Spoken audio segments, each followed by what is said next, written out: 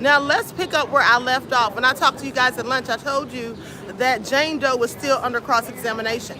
But towards the end of the day, she started getting an attitude, started getting real feisty, and started giving, you know, some real feisty attitude to Tina Garagos, which isn't surprising to me because she did the same thing the other day. And I find it interesting because she seems to always do this or come up with this attitude towards the end of the day. Maybe by then she's irritated, tired, or ready to go. I don't know.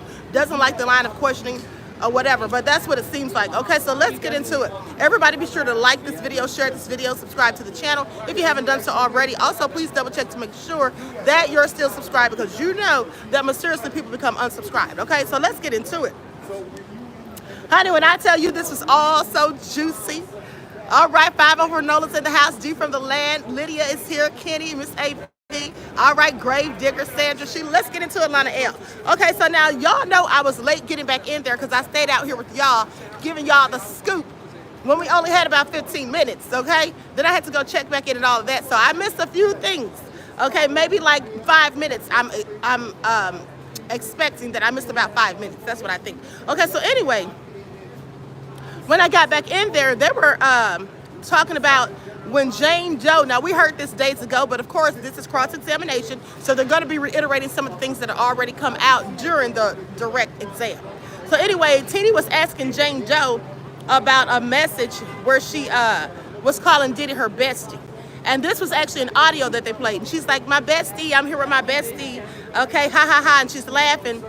And then so she basically said that she was being sarcastic, calling him her bestie because that's what he kept saying that they were as besties. And that's because he really didn't want to be in a serious relationship with her. She just didn't seem to grasp it, okay, until after she'd done all of that stuff over a period of 3 years. Okay, so then Tina asked her, she says, you said if you break up, you said that we'd still be friends. And you were using the same word that he was using, right?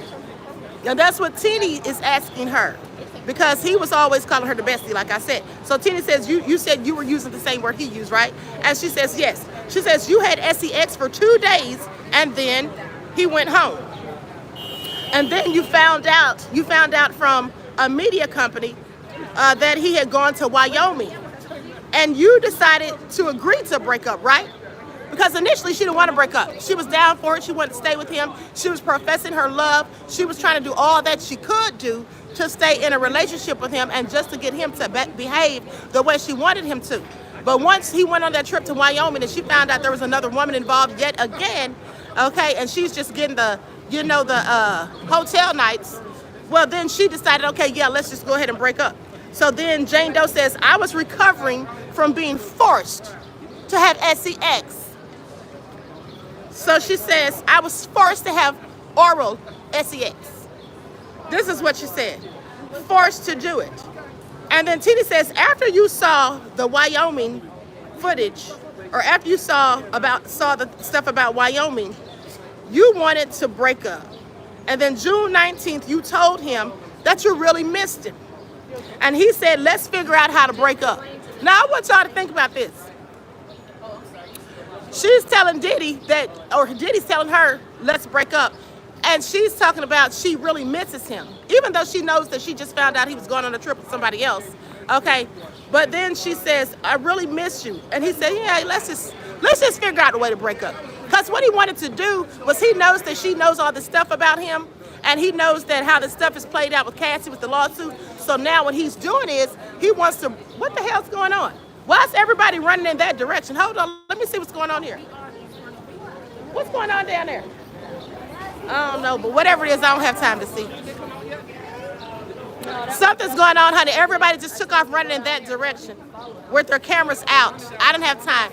Anyway, I got to get this news out. I'll find it out later. If it was something juicy, I'll bring it to y'all, okay? So anyway, she says, then you agreed to break up.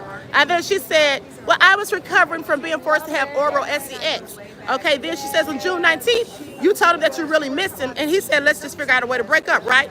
Then in July, his mom got sick. And so you unblocked him because prior to this, she had blocked him and everybody that she knew that knew him. She blocked all of them when she found out about the trip to Wyoming. Then days later or sometime later, she wants to get back with him and she's missing him. And then so when his mom gets sick, that's her prime opportunity to get back in. Because now I have a reason to reach out to you. That's just my opinion. So then she unblocked him, right? So she says,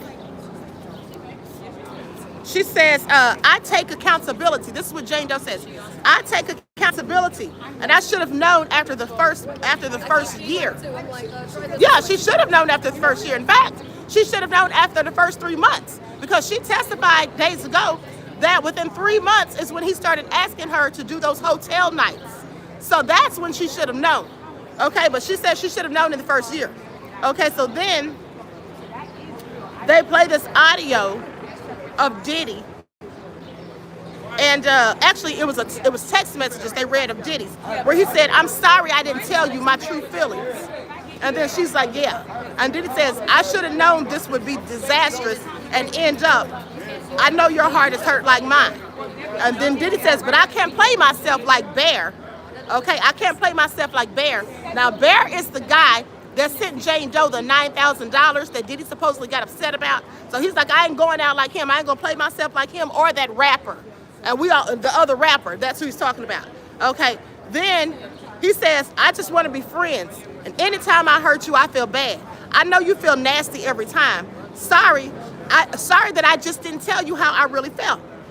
Trust, this has been broken on both ends." Oh, I'm sorry, he says the trust has been broken on both ends. And she says, "I don't want to hear no fake apology." Okay, you and KK would talk yourselves, would just talk yourselves into something before I ever got a trip anyway. So she's basically saying that him and KK were both like, in cahoots. Like KK knew that he was lying to her and that he was never going to plan a trip. And at the end of the day, she felt like her and KK really didn't get along. That's what she said. Her and KK really didn't get along because she felt kind of like KK was sabotaging the relationship. Now, if you ask me, she herself was sabotaging the relationship the moment she agreed to have those hotel nights. You don't keep a man and get a man to respect you by doing and engaging in debauchery. Okay, you have to demand respect to get respect. And when you do things that are disrespectful to yourself, well, that makes it hard for other people to have respect for you. Now, that's just my opinion. So anyway, she says, she said you and KK would just, do whatever before I ever even got a trip anyway. It's the best for us both. So then Diddy says, well, he brings up OnlyFans. And then he says he'll keep paying for the house. He just needs some grace. And because Diddy is still paying for her house, just so y'all know, and still paying for her attorney's fees, which I find very interesting. Like I said, I'm wondering what's going on with that. So I don't care about them. This is what Diddy told her running game. I don't care about them. I care about you. Then Jane says, why couldn't we balance this? Why couldn't we balance the hotel nights and the private travel? Why was it so hard for you to compromise with me? Did the other girls pressure you for more trips? What did I do wrong? I just want to know because it bothers me. And Diddy was like, well, I was about to start traveling. Now he's trying to play her like, yeah, I was going to start taking you out of town and on trips, but now we're ending. First of all, here's the thing. She really doesn't understand why the other women got taken on trips and she didn't. Girl, he just didn't like you like that. He wanted to use you as an object for sex to fulfill his nefarious fantasies. She's asking him, did the other girls pressure him? No, they probably didn't have to. He probably suggested it. Okay, specifically with somebody like Young Miami. Because listen, Young Miami was already getting her bag. She already had her own career. She was making money. Okay, you think he was going to come at her like that? Talk about, I'll give you $10,000 a month for you to do this, this, and this. Now, I don't know if he had Young Miami doing any of those nefarious things, but what I do know, if she was doing them, I guarantee you she was getting paid a whole hell of a lot more than $10,000 a month. That's all I'm saying. Okay, please pay attention. Now, with that all being said, she says, you can talk to Jess.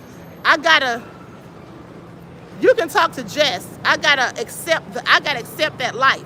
You disrespecting me. And then Diddy says, this is like days later. Diddy's like, what happened? You okay? She says, I'm the problem and I always have been.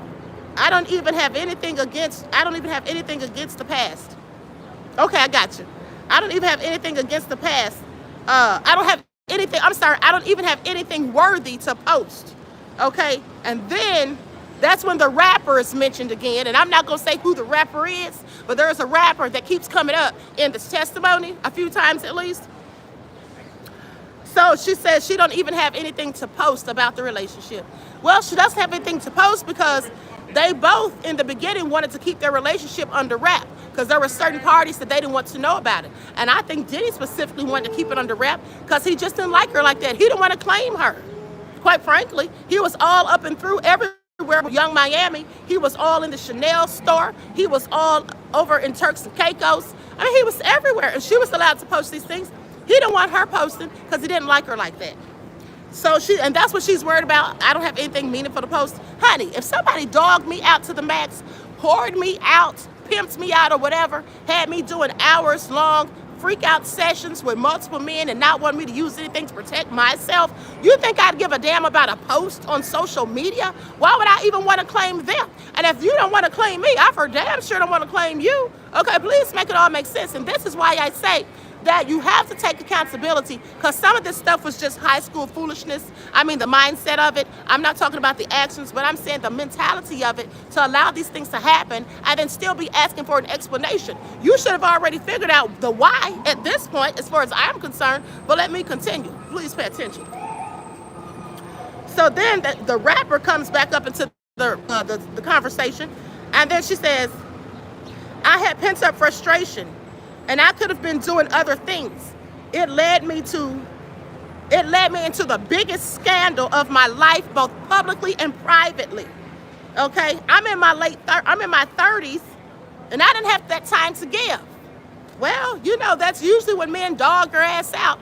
If they want to play you to the left, they usually do it in your youthful years. Okay, they don't go get the old broad. All right. They get the young ones, and then they waste sometimes decades or at least a decade of your life, okay? And then by the time you wake up and realize it, well, your youth is gone, all right? So anyway, Diddy said, let's just move on and end this with no beef and just stay away from each other. Let's just do that now. So now he wants to get out of it, but he doesn't want her to go telling his business. He doesn't want her to go filing any lawsuits or whatever. So he's like, let's just end it with no beef. So she says, my dumb ass thought that if I effed more, I'd get a trip. That's all she kept complaining about the whole time is trips. Girl, if somebody's giving you $10,000 a month and you get another $5,000 plus or whatever for child support, and then you're living in this big mansion and all this, and now you're on OnlyFans and all that, go take your own self on a trip. So she's like, I still didn't get a trip. So then Diddy gaslights her and clearly deflects by saying the bear shit, that just let me know what it is. So now he brings up Bear again, the guy that gave her the $9,000. Like, that's a problem. Like, he's so pressed. You know, I don't think Diddy gave a damn about that man giving her the $9,000. I think that was probably him just running game, because she even said that she thought it was cute that he was jealous about it. Now, just think about that. She thought it was cute that he was jealous about it. You know why she thought that was cute? Because that made her feel that he gave a damn. Because if he's mad about it or jealous or pressed, oh, he must care about me in some way. Girl, he was running game. I don't think he really gave a damn. Now, the only reason he may have been upset about it, like I said previously, is because he was trying to control her with his money to get her to do those hotel nights. And if somebody else is giving her money, then that might interfere in his little scheme that he's got going with her. Okay, even though she was complicit in the scheme. So then goes on to say, she texts him saying,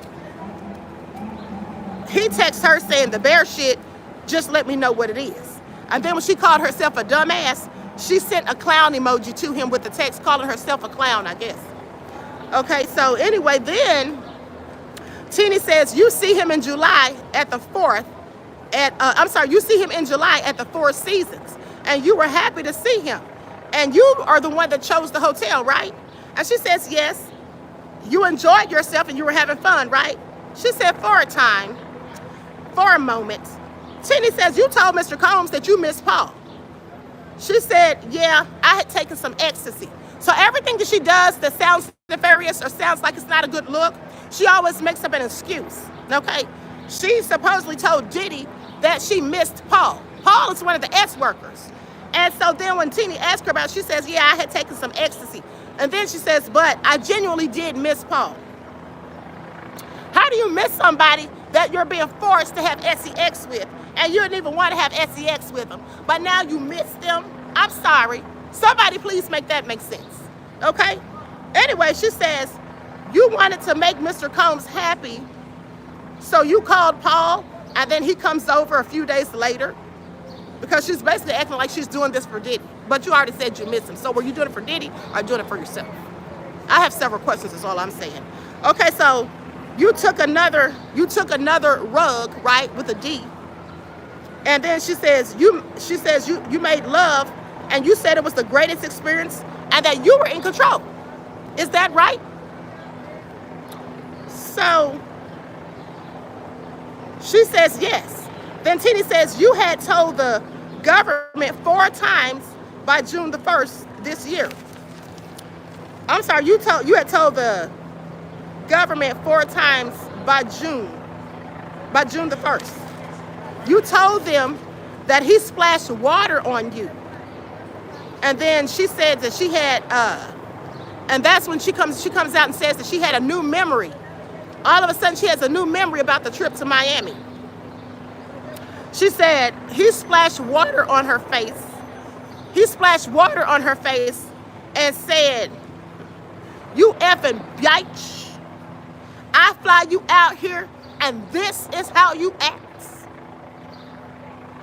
So she goes on to say, please get out of here. I'm trying to do my live in peace. Thank you. So anyway, she goes on to say that he was talking to Jess and somebody else, right? Okay, so then August the 6th of 2024, she says, I appreciate and love you so much. This is what she sends to Diddy. And then she says,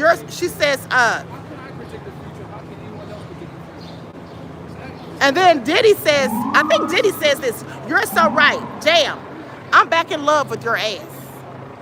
I don't know if this is Diddy or her. Hold on, I didn't put the name right here. I think that's what she told Diddy. Anyway, goes on to say, the love energy is undeniable. This is all a hot mess, honey. Okay, so anyway, could you please leave me alone and stop recording me while I'm doing my live, sir? Thank you. Okay, so with that all being said, she says, I value your energy. Or this is what Diddy tells her. I value your energy and will always appreciate you. And then he says, please find a therapist.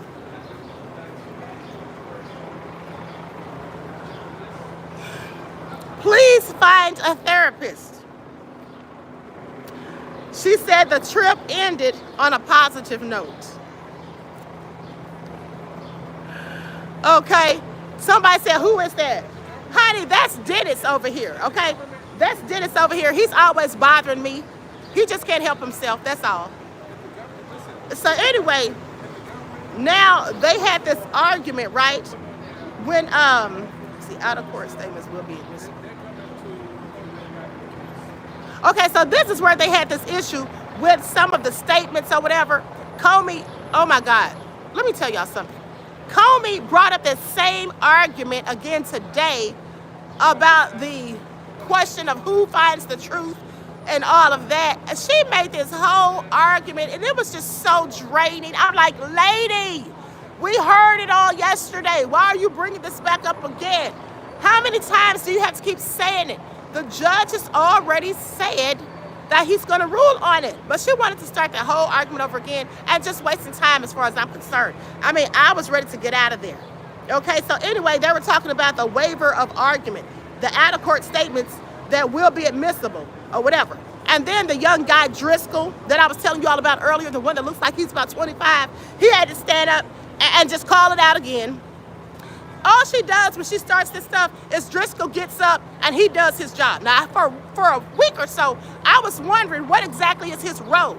Is he like a little intern? Now, I know that he's a lawyer and he got hired, but I'm just saying, he wasn't really saying much, wasn't really being heard. So I'm thinking, what is this young guy, what is his role in all of this? Well, now I know.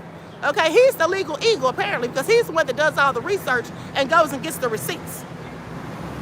So when she starts complaining about this argument, she repeats the same argument that we've all heard, by the way. Jason Driscoll stands up and calls it out. And he said, that's hearsay. He said section 2C, page 163 1 to 164, 513 US 150. He said, this is basically telling you about hearsay not being allowed, okay, specifically when it is not relevant to the case. And so the judge says, can you say the page again? Because the judge is looking it up himself, okay, so he can read over it. And as he's reading over it, Comey stands up and says, this is a false flag. She said it's a false flag. I'm like, say what, ma'am? She said this is a false flag. See, when you open the door for a witness that's been immunized, that means given immunity, it can open the door to motive for a lie. Now then she goes on to explain further how previously there was no need for anybody sitting on that jury to suspect or imply or even think that little Miss Jane Doe in fact had a monetary motive. She said she never sued him.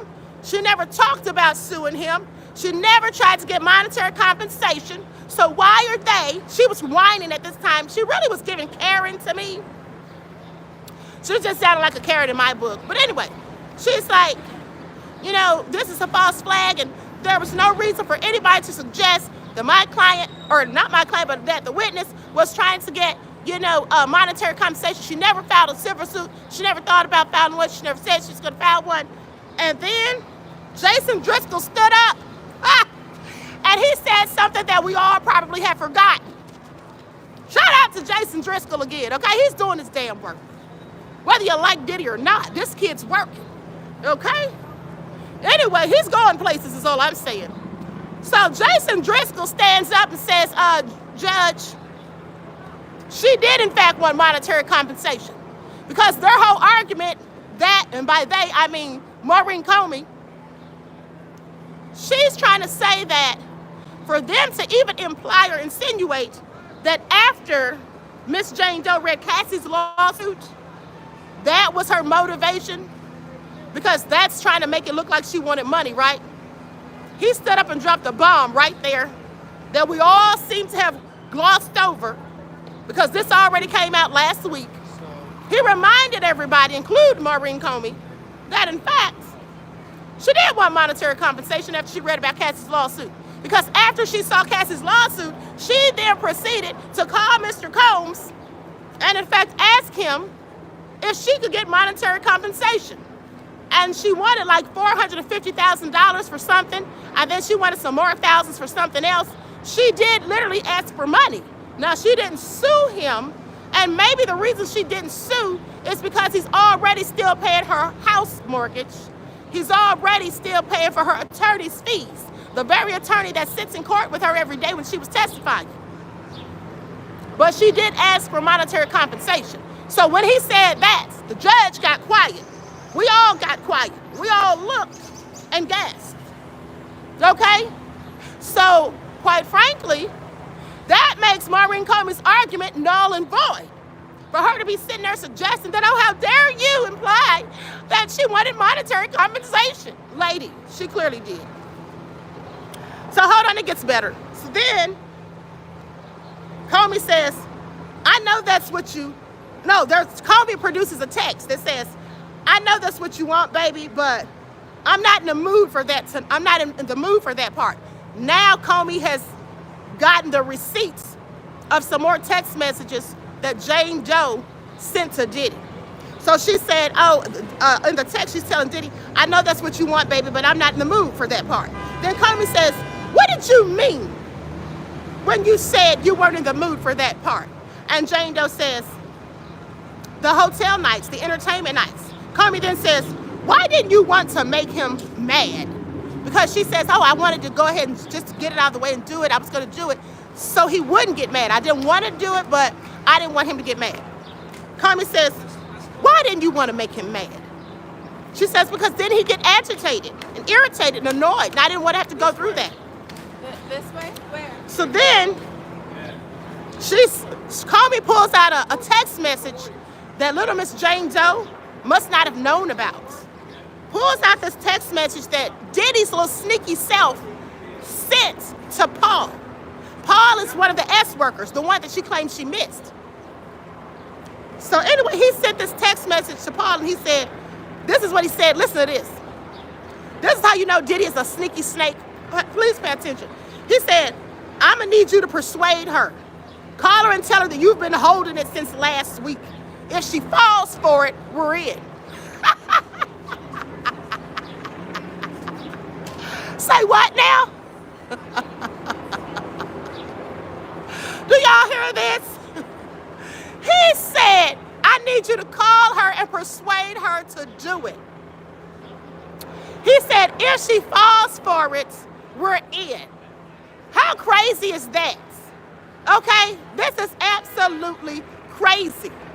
Now, he's sitting up here trying to get this man to run game on her because he already knows that she has a rapport with Paul, and she's already told him that she missed Paul.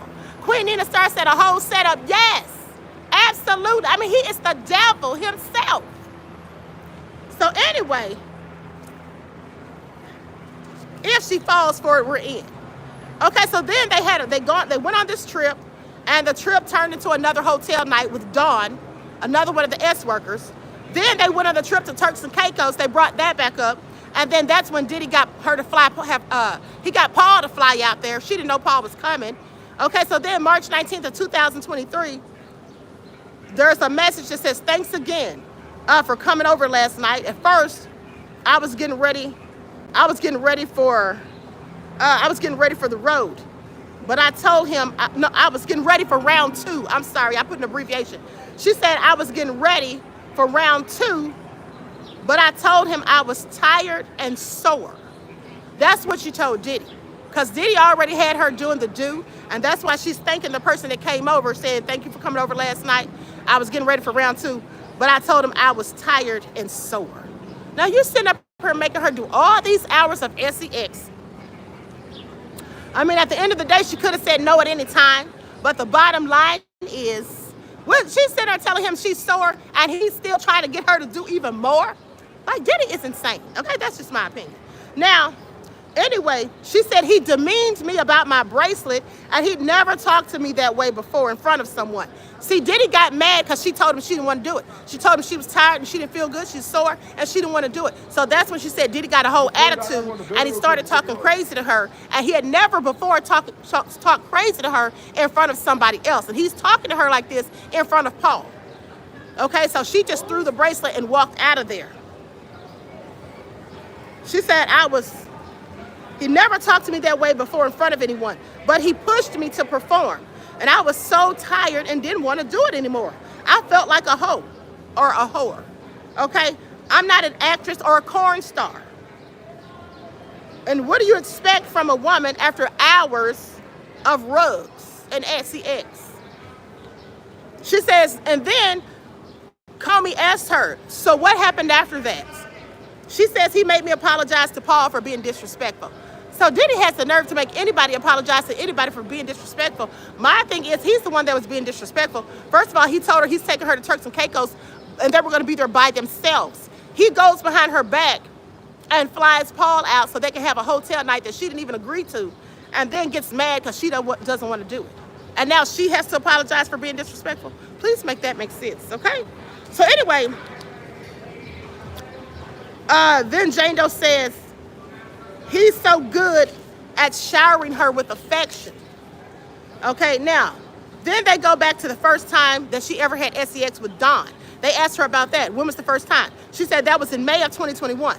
Did he ask for a condom? And what did Dawn do? Okay, so he did ask for one. Diddy didn't want him to use one. So then Comey says, what did Dawn do? Did Sean let you use one? And she says, no. Did you ever have a desire to have sex with Dawn? She says no. Okay, so she said she was giving subtle cues to Diddy to get him to see that she didn't want to do it. But Diddy was probably just ignoring all of that because all he cared about is what he wanted. He didn't give a damn if she wanted to do it or not. And like I told you all earlier, even if she wanted to do those freak-offs 1,000 times, if at the 1,001 time she said she didn't want to do it, no means no. Stop trying to persuade her. Stop trying to use sneaky tactics and antics. Stop trying to get the S-workers to talk her into it and make her feel like she's obligated, okay? That's all I'm saying. So then, she says, do you remember Sean responding to you any other way? She says Sean didn't want any other celebrities coming to his house either. Now, she said with all of this pressure, she had, and this is the part where she's on the stand and she starts crying when they ask her about this. She said there was all this pressure on her, you know, just to be doing these hotel nights. And she says, why did I have to, and they were like, you know, get her to talk more about it. Why was she so upset? And she's basically like, why did I have to break all of my boundaries and these other women didn't? Why did I have to do these things and they never had to? He got mad because I was high. And I told him I knew that I wasn't going to be able to do it. But I was still trying to make it happen. So anyway, honey, Diddy was just a hot mess. I don't know. At the end of the day, I blame both of them because, like I said, she should have never opened that Pandora's box, just like she herself said, because that just brought all of this on. And Diddy got greedy. He got to the point that he was he was already self-serving.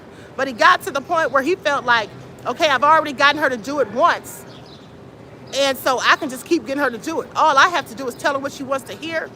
If she wants to go on a trip, I'll just lie and tell her I'm taking her. If she wants to go out for her birthday, I'll just lie and say I'm going to do it. And at the end of the day, once she gives me what I want, then I'll just make up an excuse. Because that's all it seems like he was doing. Okay, Nisa said they both nasty. How does she know what the other women were doing or not? Here's the thing, beloved. She really doesn't know. The only thing that she knows is what she saw posted on social media. When some of these women were basically posting pictures and video footage of them out with Diddy. That's what she was going by. And things that she was probably reading in the blogs. So anyway, they started asking her about her and Diddy when he put hands on her. So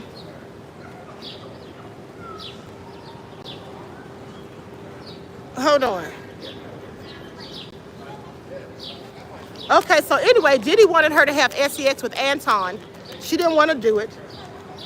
And then so they got into this heated argument. And Diddy told her, she says Diddy told her, you better get the F out there and go suck some you know what. You better get the F out there and go suck some. Okay? And then she says Diddy grabbed her and lifted her up. He lifted her up by her neck in a chokehold. Because she didn't want to do it. Diddy is crazy. Okay? Listen, even if she fell for all this stuff and was all in love with him or whatever, after she saw that damn video of him beating the hell out of Cassie, honey, I'd have packed my bags and got out of there so quick. Because if he'll do it to her, you don't think he'll do it to you? And look how long he was with Cassie. This man's a whole maniac. Okay? He's the devil. Did y'all see his eyes in that videotape? I mean, it looked like he had no soul, literally. Okay? He looked like a whole demon. So anyway, she said he lifted her up in a chokehold by her neck. And then they said, what about the time you were in the shower? And she said she was in the shower with him, and she started calling him a bitch and a PDF file. And then she said he slapped her so hard, and they were like, she said he just slapped her so hard, and then she fell. Okay, he slapped her, and then she fell to the floor. Then she just sat there on the bathroom floor. And then they said, what was he doing while you're sitting on the floor? She says he's sitting there yelling at her, telling her she's crazy. Saying, go get in an effing outfit. Like he still wants her to have this hotel night. After he slapped her and all of this. She said, I just wanted to get out. Then he tells her, later he tells her that he just wanted to get out safe. He wanted to get out safe. What about her getting out safe? He's the one beating her behind, right? So then Comey really goes in. She says, he said he wanted to get out safe. She said, could he have gotten out safe when he kicked you in the back of your leg? She says, yes. Comey says, could he have gotten out safe when you hid for 2.5 hours? She says, yes. Could he have gotten out safe when you were curled up in a ball? And she says, yes. So anyway, he told her, you better go out there and suck some D or F something, because you're not going to ruin my night. That's what Diddy said. That was his whole attitude. You're not going to ruin my night. I'm sorry, that sounds like pimping and pandering. What do y'all think? Okay, that's what that sounds like. But you know, hey, some of y'all will say that's just domestic violence or whatever, but I think Diddy is so nefarious.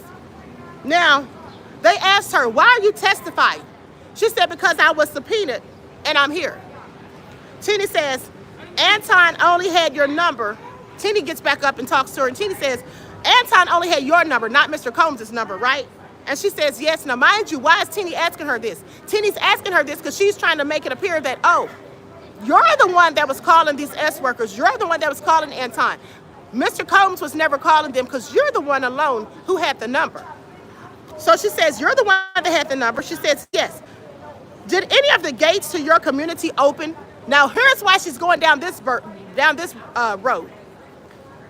Because the night that Diddy slapped her and got so angry, she was supposed to be having this hotel night with Anton.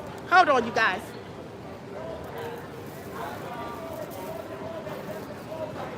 Hold on, you guys. I'm sweating out here again. Hold on. Okay, so she says that Anton was supposed to come over.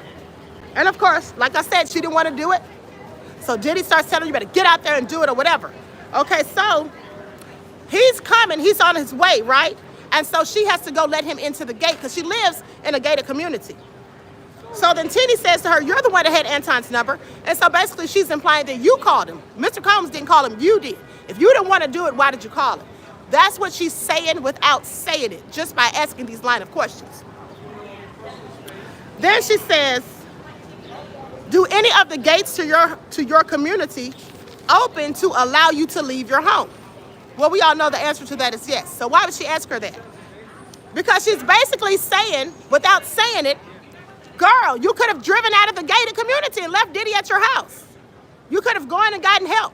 You could have just fled for the day and not come back. That's what it seems that she's implying. Now, that's just my take on it. That's what I took from that. Then she says, you opened the gate and you let Anton into your home, right? Like Mr. Combs didn't let him in, you let him in, right? That's basically what she said. She says, yes.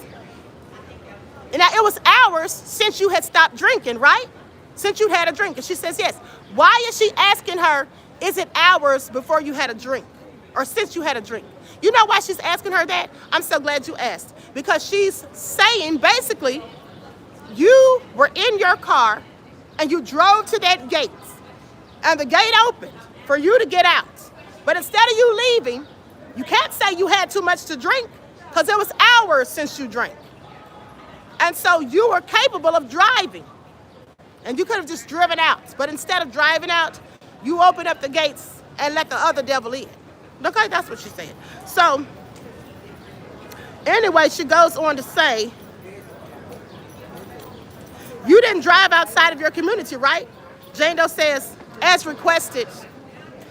So she's saying that basically because Diddy requested that she go and let Anton in, that's the reason she let him in. Now, in June of 2024, you had your own attorney, right? In June of 2024, you were represented by counsel, right? She says, yes. When Anton came, you had on makeup, right? She says, as requested, yes. Now, whenever she's saying as requested, yes, rather than just saying yes, she's saying that Diddy made her do it. Mind you, she, in my opinion, could have just said no. Because here's the thing. Let's not forget that she's the one who punched Diddy and the one who pushed Diddy's head to that marble thing. Now, if you ask me, on the night that she punched his head and pushed his head into that marble counter, once he was down, she should have kicked him or kneed him in the nose, ran and got in her car and driven off instead of running in the bedroom where he kicked in the door. Okay, I'd have just ran outside and driven off, okay? But I'm just saying, she gave Diddy some of the smoke. So she could tell him no. She would tell him no when she really wanted to. I would have just told him I'm not doing it, period. And what you gonna do about it, diddler? So anyway, she says, you had on makeup, she says, as requested. When you let Anton in the gate, did you tell him you didn't want him to come in when you opened up the gate to let him in? would you not consider yourself a strong woman? She says yes, but a woman's power doesn't override a man's. And she's like, did you open up that gate and let Anton in? Did you tell him you didn't want him to come in? And no, she didn't tell him she didn't want him to come in. Okay, so she says a woman's power can't override a man's. And so was he calling you crazy? She's talking about Mr. Combs. Was he calling you a crazy bitch? She says yes. Then she says, Teeny says, a month earlier, you had seen the video of Cassie. She says yes. Do you remember Mrs. Comey asking you if you reached out to Cabral without Mr. Combs? She said yes. That's because that other rapper thought you knew about entertainers, right? She says yes. Now that other rapper continues to come up. Like I said, their name's not mentioned, but they keep coming up. And here's the thing. When she's asking her, did you reach out to Cabral without Mr. Combs? Basically, they're once again saying, you were the one reaching out to these S-workers. You were the one calling them. You had private relationships with them where you could talk to them freely by yourself without Mr. Combs being anywhere in the vicinity. Okay? And if you really didn't want to have sex, all you had to do was tell the S-workers. Because if you tell the S-workers you don't want to do it, and you say, even if I call you, I don't want to do it, then at that point, and then she could have said, he's making me do it, and I really don't want to. Then if they did it, now they're engaging in S assault. Okay, so they were asking her, did you ever tell them? She said no. She said she faked, you know what I'm saying, the O word that makes you make the O face. She said she faked it. That she acted as though she enjoyed it. And so how would they know that she really didn't want to do it? How would they know that it's not consensual? Especially when she's calling them and she's coming and letting them in the gate and she's making the travel arrangements, okay? They would have no way of knowing that she was not wanting to participate in these things. The only person who she was telling that she didn't want to do it when she didn't want to do it was Diddy. So anyway, goes on to say, you left in your dress and heels, and once in your vehicle, you were asked by Miss Comey if you'd give up everything. Now, this is when she's asking her about what Comey just asked her today. Because Comey asked her the same question she asked Cassie. She said, if you could give up all the money, everything that you have, that you've gotten basically from Diddy, to not have to sleep with all those men again, would you give it up? She said yes, like gladly. Same thing Cassie said, right? But then Tina gets up there and says, you left in your dress and your heels and once you got in your vehicle, right? It seemed to me like Tina was implying, just from what I got from that part, that she was acting like, did she really go hide somewhere for 2.5 hours in her neighborhood? Or did she leave for 2.5 hours and go somewhere? Because she kept on her dress and she kept on her heels. If you're trying to escape somebody and you hide in the closet to change clothes, I would have been putting on a jogging suit and some sneakers, something I could flee in. So I don't know if that's what Tina was getting at, but that's what it came off as to me. Like she's trying to imply, girl, did you hide out there in the neighborhood or did you just leave and go somewhere and do what you had to do and come back? I don't know. But anyway, she says, you remember you were asked by Miss Comey if you'd give up everything, but you wouldn't give up your home, right? Because remember, she's still living in that house that Diddy got for her. Diddy's still paying for it every month till this day. So she says, you wouldn't give up your home, right? She says, that's where me and my child live. I mean, that's a hard one to answer because we live there, me and my child. She says, don't you have a very wealthy child's father? Isn't he very wealthy and at the top of his game?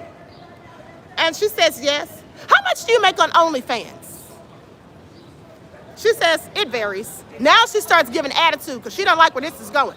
She's like, it varies. She's like, what's the most you've made? And she says, $50,000. She says $50,000. She says, and your child's father's a very wealthy man, right? Isn't he? She says, yes. She said, you could afford the house by yourself, right? She says, I'm catching up on 3 years worth of debt. Now, I don't believe that, because how are you catching up on 3 years of debt when you already said that Diddy's paying for your house? He's been giving you $10,000 a month. You've been getting money in child support. They said in court about $5,000 in child support. And then also, Diddy was supposedly sporadically giving her money. Like $10,000 here, $15,000 there, $20,000 for the furniture. And I think like just maybe $20,000 at random times or whatever. So she said that she's catching up on 3 years worth of debt. Which she might be, I don't know, but I don't believe it. Okay, so anyway, they said, didn't Mr. Combs send you $50,000? And then she says, this is when she gets smart with Teeny again. Teeny says, didn't Mr. Combs send you $50,000? She says, is it worth 3 years? Teeny said, I'm asking you, didn't Mr. Combs send you $50,000? Now see, Teeny ain't playing today. Today she got time. See, yesterday, Teeny seemed like she was just a little bit off her game. She seemed like she was little, you know, some of her stuff wasn't organized. She was having to stop to go get this, stop to see what's wrong with the computer when they're trying to play the audio, trying to find her place on her notes. But I think that Teeny was off her game a little bit because her father, okay, Mark Garagos was in court. Now, you know, if your parents are sitting there scrutinizing you and watching you, that will maybe make you a little nervous, especially when your father is in the same line of work as you and you're trying to live up to his expectations. You might just be a little nervous. That's what I felt like yesterday, because I know Teeny is a shark. But so she was on her game today because she said, I'm asking you. Because see, the other day when Jane got smart with her, Teeny didn't really say nothing. She didn't go in. Today she had time, like I said. I'm asking you, if Mr. Combs sent you $50,000? She said yes. So she says, basically, you said you put on a show and you faked those O things. Y'all know what I'm talking about, the gasms. You faked them, okay? And you said Diddy should have known. She said Diddy should have known that she was faking them. So Teeny says, but you told Cabral, y'all had a conversation about this. You talked to him about it, right? She says, yes. And you told Cabral, we had crazy sex last night, right? Now, if you're faking them while you're doing it, because you don't want to do it, that's one thing. But if you go back later and you're talking to the person you did it with and you brag to them and you're laughing and talking about it and say, yeah, we had crazy sex last night. That sounds like you wanted to do it to me. Now, y'all might find it differently, but that's exactly what it sounds like for me. And then she says, yes. She said, let's talk about the sobriety party. She says, you didn't do any rugs. She says, you were sober. And in the notes, you confided in Mr. Combs. And he said you were both depressed and you should be together. And you brought him that rotating TV so that he could watch you all, right? And then she says, I brought it so I could protect myself from having sex. Teeny said, oh, okay. So you brought a rotating TV so you could watch, so he could watch you have sex so that you didn't have to have sex. Okay, so you wanted him to watch. That's when she got mad again, and she said, it's all shit. And at that point, the judge said, hold on, Miss Garagos. And the judge looked at little Miss Jane Doe, and he said, please just answer the questions. Because now she's getting mad. Now you're just being blatantly disrespectful. Listen, I'm going to tell you like this. This lady's coming off as an unlikable victim. She's coming off as an unlikable hostile witness. She's coming off like she has an attitude. She's not going to get the empathy and sympathy that she so desires acting that way. She's giving attitude. What are you mad at the defense for? They're doing their job that they're paid to do. And they're saying the same words that you yourself already said. They're just questioning you on your previous testimony. They're not making up anything. They're not throwing something at you and ambushing you with facts and details that you never even heard of that would shock you. They're not putting you in a corner. They're asking you about things that you, in fact, have already testified to. So for her to be sitting there getting this nasty little old attitude was really getting on my nerves. And I started to lose empathy for her at that point. Y'all can say what you want, but that's just what it is for me. I don't care who's mad, if anybody is, okay? And moderators, if you see any trolls, y'all know what to do. But let me continue. Now, that being said, then Teeny brings up the times that she didn't have to have those hotel nights when she was with Diddy, when basically she was acting like all he ever wanted was the hotel nights. Now, to me, that's what it sounds like, that all he did want from her was, in fact, hotel nights. And when he wasn't having the hotel nights with her, he was trying to con her into having the hotel nights. Now, that's my take on it. But Teeny says, there were several times when you saw him there were several times when you saw him, and there was even a time through April, where there were no entertainers. And you made a choice, and you said you didn't want to do it, and so you didn't do it, right? And she says, thank God. Tina says, now you're saying thank God. But you spent nights with him, and you do remember you spent multiple nights with him. And when you said you didn't want to do it, you didn't do it. So she said, you remember Miss Comey asking you that? And she says, what about June 19th? You didn't take an entertainer then. She says, I don't remember. Now she's really getting ticked off. Tina says, you don't remember testifying to that yesterday? She said, at this point, I don't know. Really got her whole attitude. I want y'all to pay attention. She says, you didn't have an entertainer that night? I don't know. She says, after seeing Paul's message, I was probably persuaded. Tina says, so now, are you changing your testimony? She says, I guess. Honey, this all went real bad real quick. Okay, please pay attention. So, they go back to that time when Diddy told her, let's just break up. Teeny brings that up. She says, Mr. Combs said, let's just break up, right? And then Jane Doe says, he didn't mean it. She says, but you didn't want to break up because you loved him, right? Objection. The judge says overruled. She says, now she says, you remember, you told Comey, Jane told you to get in the car, that you were told to get in your car and go let Anton in. Mr. Combs, no, I'm sorry. Comey gets up.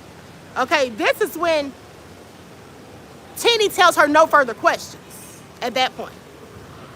Okay, when the judge says overruled, and then she answers, and the answer to that question is yes, and then Teeny says no further questions. Now, then Comey gets back up, because now Comey's got to try to clean it all up, because she sees how bad it went.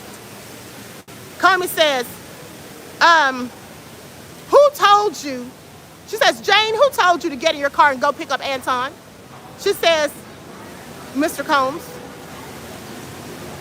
Mr. Combs, okay. And what had he done to you before that? Objection. Judge says overruled. And then so she rephrases it. Now, if you ask me, this right here was leading the witness. She says, what, if any, violence had he done? First, she said, what had he done to you before that? Okay. She could have answered it then, but there was an objection, and then she rephrased it, and she said, what, if any, violence? She's letting her know, I'm talking about violence. Okay, please pay attention. She said, what, if any, violence had he done to you?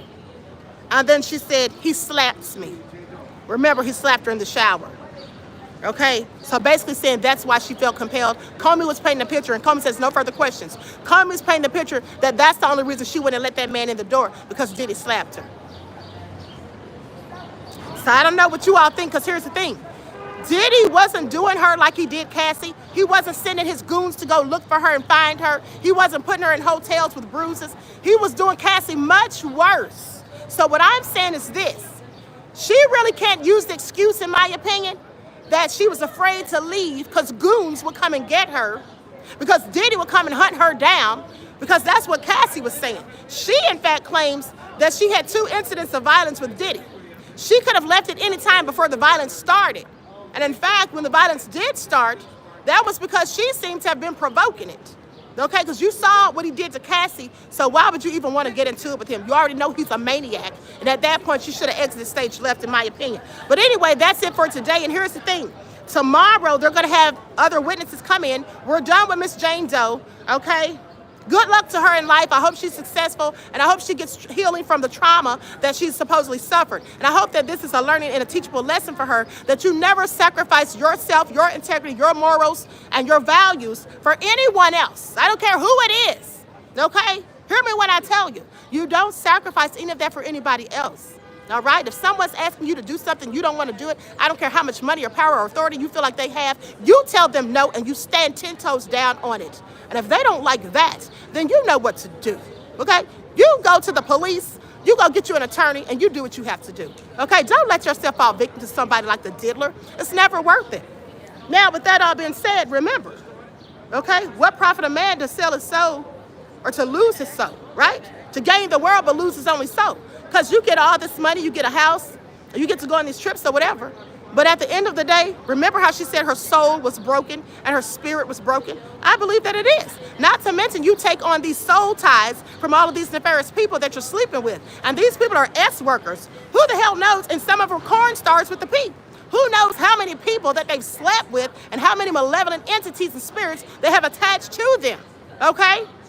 And you all that follow me on the spiritual channel, you already know about that. And oh, by the way, there was a full moon last night. If you all didn't do your full moon rituals, please make sure you do them, because you still have 2 more days of the energy to be around. Okay, and for those of you who don't know what our full moon rituals are, it's not witchcraft, okay? It's what our ancestors did. We manifest, we use this as a positive time to manifest and create our own realities and write down the things that we want to transpire in our lives, okay? And we get rid of the bad things and bring in the new energy and the good things. And if you have people that are negative and holding you down, get rid of them too. All right, so anyway, here's the thing for tomorrow. Tomorrow they're gonna have Special Agent, I believe his name was Hanan, Special Agent Hanan, and then Jonathan Perez and Ananya Sankard. I don't know who these people are. One of them is a special agent. The other 2, I'm not sure, but they will be testifying tomorrow. At least they're going to start their testimonies tomorrow. And there also was a letter from the government addressing something that the defense brought up, and the defense has yet to respond. So they're going to try to clear that up in the morning, I'm pretty sure. Okay, so with that all being said, I love you all to life. I want to thank you all for the super chat donations, for the cash apps. I appreciate you all. And each one teach one. That's how we grow and thrive. Do something productive, constructive, but never destructive. And always remember, beloveds, to keep the Most High first in your lives. Until next time, I will talk to you all again soon. Peace.